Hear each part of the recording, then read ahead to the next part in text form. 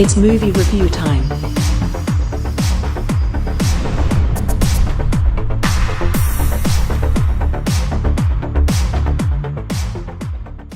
Hey, what's up guys? Rob here, and I'm back with a brand new video. Man, it seems like this year flew by already. Like it's almost 2019, and I just look back at this year and I'm like, what the hell happened? Like, it's just like yesterday it was January. When it comes to movies that came out this year, you know, a lot of people said it was a crappy year for movies. I highly disagree with that. I think there were more good and okay films rather than disappointing or terrible movies. Even though I didn't see every movie this year, so that's kind of a problem when it comes to the video that I'm doing today. I thought I would do my top 10 favorite films of 2018. And I also have a lot of honorable mentions, some that didn't make my top 10, but, you know, movies that I thought were okay or were watchable, nothing great.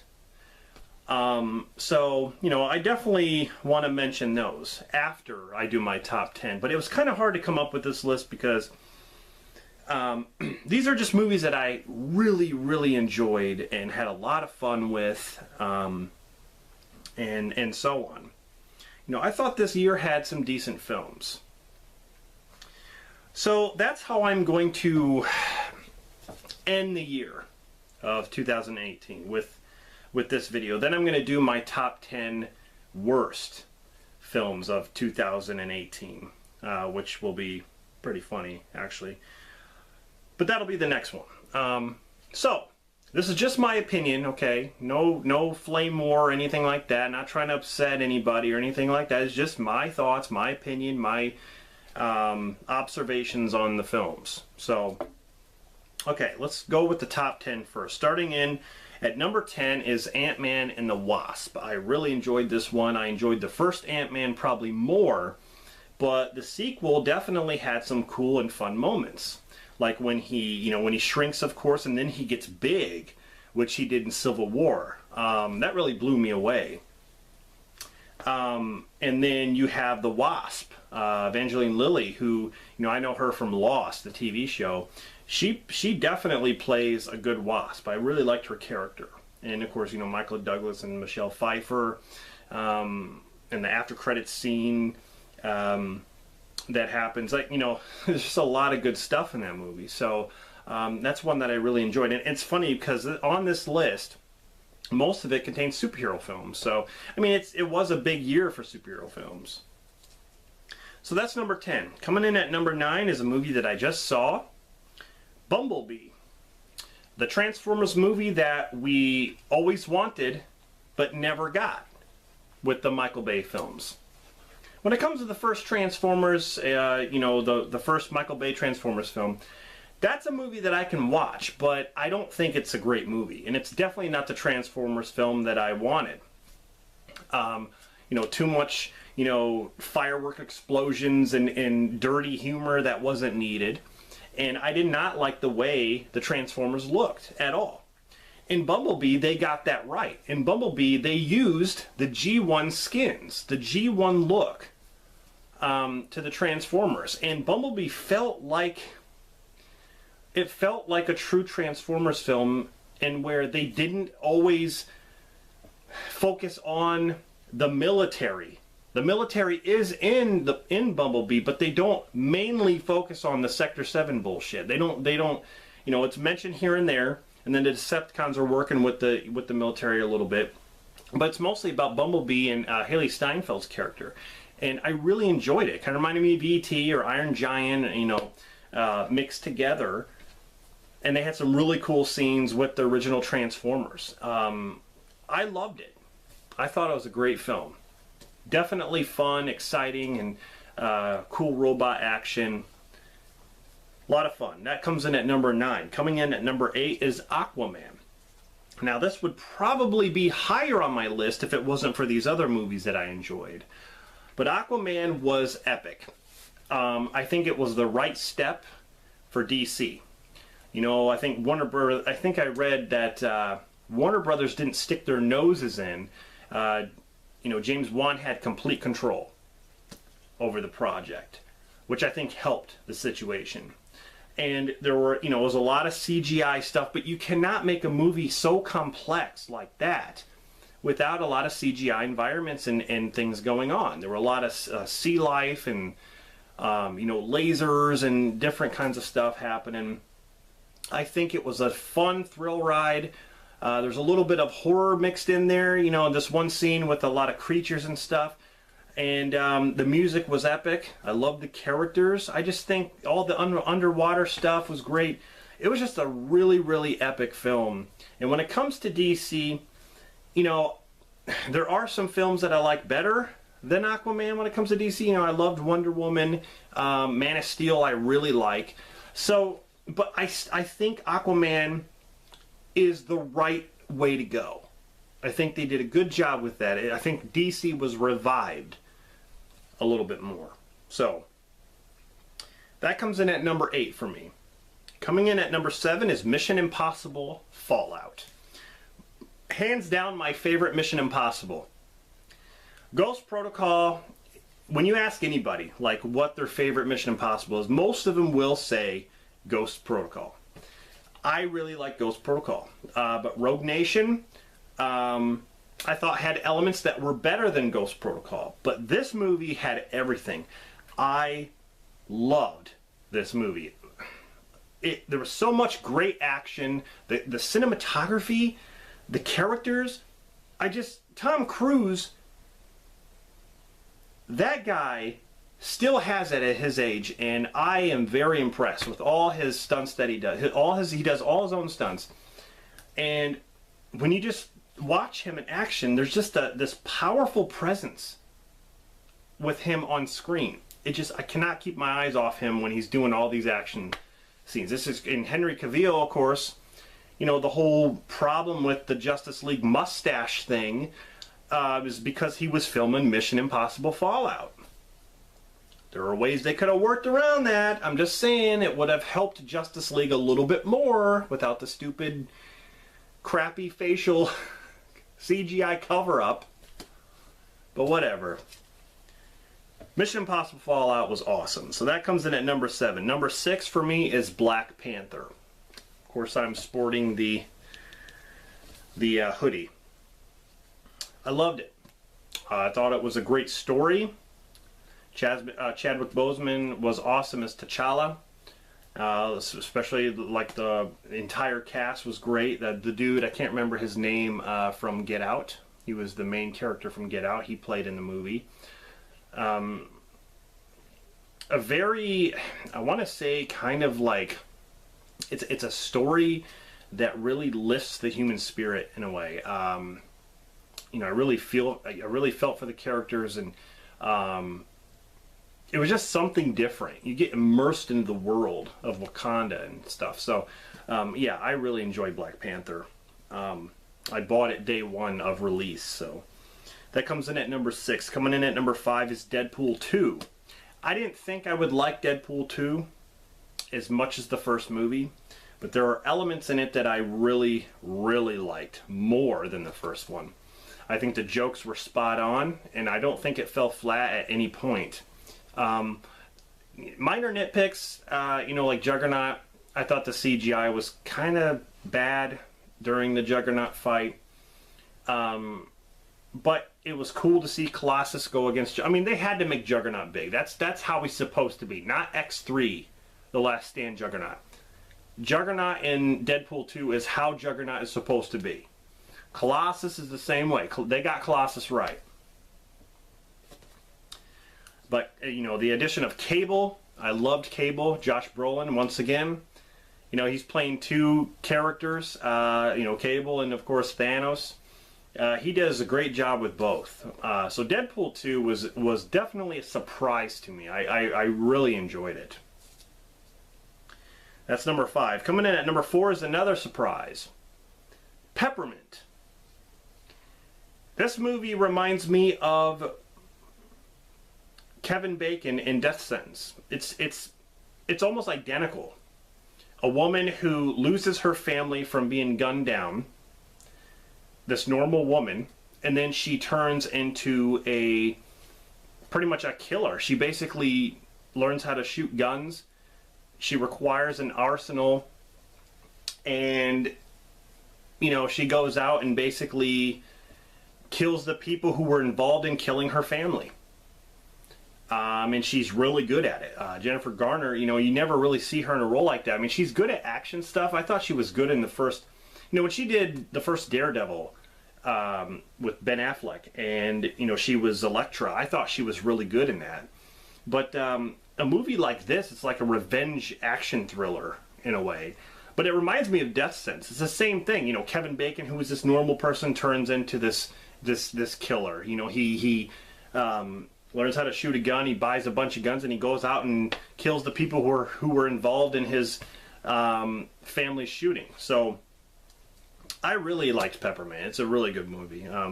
So that comes in at number 4. Number 3 is A Quiet Place, a movie that also surprised me. You know, at first I didn't see it in the theater, and then it got all this buzz. Like, people were talking about it like nonstop. And so when I finally rented it and watched it, I'm like, that was very, very good. It was done very well. John Krasinski was great. Emily Blunt, they were, you know, they were just really, really good in the movie. And I liked the setting, the fact that they had to be quiet. If they made a noise, there's these creatures that hunt, and, you know, they hunt by sound pretty much. That was awesome. It kind of reminded me of Tremors in a way. Instead of being under the ground, these creatures are, you know, everywhere. So, yeah, really, really good film. Very unique. That comes in at number 3. Number 2, Avengers Infinity War. I've seen that movie probably 11 times now. I just think it's epic. It is so epic how they got all these characters to come together. You know, after being around for 10 years, all these franchise characters in their own movies coming together into one movie, and the Russo brothers did it again. I mean, they did it with Winter Soldier, they did it with Civil War, and Infinity War is even more characters, and they added the Guardians. There was nothing that I really have to complain about in this movie. Well, I guess there would be minor nitpicks. I'd say one of the biggest nitpicks is Captain America. I just wish he had a shield. I wish he did. You know, the gauntlet things were fine, but I wanted to see him kicking ass with his shield. But all in all, it was just a very entertaining, fun movie. And Thanos is one of the best Marvel villains we've ever had because of the fact that he's got backstory. They fleshed out his character. You understand his motive. He's not just there to destroy the world like Ultron was. And a lot of people say that Age of Ultron was better. I don't understand it. Ultron was terrible. I thought he was a weak character. You know, his character was nothing like the comics. In the comics, he was way different than that. In the movie, they kind of made him more human-like. The fact when he's like, how much time? I'm not trying to be pushy. It's like, he wouldn't say that. Come on. Ultron didn't give a shit. And like honestly, like Ultron, his motive was to basically destroy humanity and make the world into metal, pretty much. I mean, it's just the same. He's like, I'm going to destroy the world. You know, I thought Hela was a better character than he was. But anyway, getting off topic here. Thanos was great. And I think Avengers Infinity War was one of the best. It's one of the best Marvel movies out there. Coming in at number 1 for me is a movie that I had no idea this movie even existed. I didn't see the trailer, but I started seeing these reviews online and people were praising it. And I'm like, what is it? Number 1 for me is Searching, starring John Cho. This movie hits home. It is amazing. The whole movie takes place on like a computer and like FaceTime, like they do like, you know, live chats and like you know, Messenger and all that stuff. Like the whole movie is like that. And there are a couple movies that are like that, you know, like you know, Unfriended, which was all done on the computer, and you get to see like through the webcam, and that's how this movie is. It's done through cameras and TV footage and all that stuff, where he's basically, John Cho is looking for his daughter that goes missing, and so he starts searching the internet and searching Facebook and talking to people online, asking them where, you know, if they've seen his daughter and when his daughter first went missing, what time it was, what last thing she did. He starts going through her personal files, and it's a movie that really hits home with reality. I think this could really happen, and all the tools that are given to you online is what you could use to find someone who went missing. And it's really cool how he goes through all this stuff, and the movie surprised me. I really enjoyed it from beginning to end, and there's a couple twists that happen with a character who you think is behind this whole thing, and then there's somebody else who you don't even suspect from the beginning. So it did a really good job on making you think one thing and then making you think something different. It does a really good job with that. So number one for me, my all-time favorite movie of 2018 is Searching. Definitely check it out. I think you'd like it a lot. So that is my top 10. Just a quick recap. Number 10, Ant-Man and the Wasp. Number 9, Bumblebee. Number 8, Aquaman. Number 7, Mission Impossible Fallout. Number 6, Black Panther. Number 5, Deadpool 2. Number 4, Peppermint. Number 3, A Quiet Place. Number 2, Avengers Infinity War. And number 1, Searching. So, really quick, I'm just going to go over my honorable mentions that didn't make my top 10. Creed 2. I enjoyed the film. I've seen it twice, and it was a nice continuation from Creed. Next one would be Halloween 2018. I didn't hate the movie. I just thought it was fine. A little disappointing, but I thought it was, you know, I liked more things than the things that I didn't like. I just thought it was fine. The Nun. I actually liked it. I thought The Nun was a decent flick. I know a lot of people didn't care for it. It's definitely not as good as some of the other Conjuring, you know, movies in the Conjuring universe. I actually liked Annabelle Creation better. Next would be The Meg. I thought The Meg was fine. I didn't think it was anything special. It reminded me of you know, every other shark movie where the shark is gigantic, but you have Jason Statham in it. So it had the same entertainment value as Deep Blue Sea for me. Jurassic World Fallen Kingdom. That movie surprised me. A lot of people didn't like it. I actually liked that one better than the first movie. For some odd reason, I enjoyed it better than the first Jurassic World. I don't know why. I was just on board with it. I liked it. A lot of good action, and when I saw the trailer, I thought I was going to hate it. I didn't. Incredibles 2, I thought it was okay. I definitely enjoyed the first Incredibles better. Or I enjoyed it more, I should say.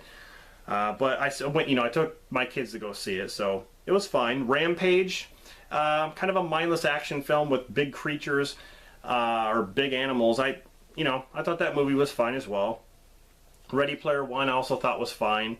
I only seen the movie once, but yeah, it was fine. Strangers Prey at Night, I thought it was a good sequel. When it comes to the Strangers movies, I definitely prefer the first one. I think the first one had a more creepy atmosphere. Cinematography was way different. It was shot way different in the first movie. Tomb Raider.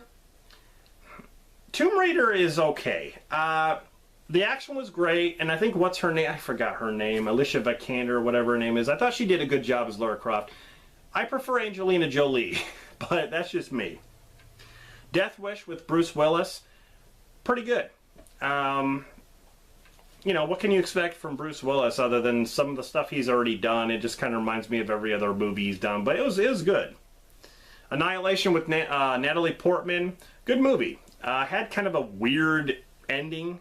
It was kind of a weird movie anyway, but it had, yeah, the ending was just weird. The last one I mentioned is The Commuter with Liam Neeson, which is just like every other thrilling action movie he makes, like Non-Stop and, you know, Taken.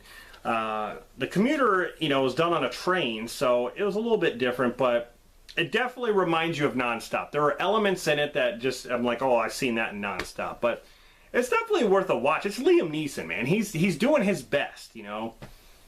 So anyway, those are some honorable mentions. And yeah, so I'm really interested to hear what your top 10 favorite movies of 2018 are. Definitely list them below or make a video response if you wish. Coming up next will be my top 10 worst films of 2018. So stay tuned.